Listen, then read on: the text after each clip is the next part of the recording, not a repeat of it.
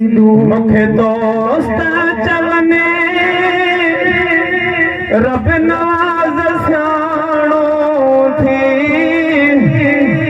उथी खाधो नन माणो थी।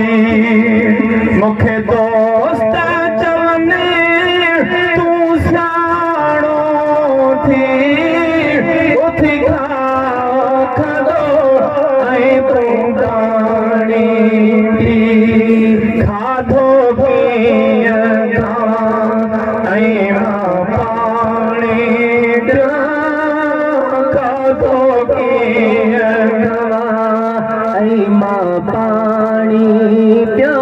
मुंहिंजो शाह नवाज़ हलियो पहलवान हितां तन गगन में दी दो।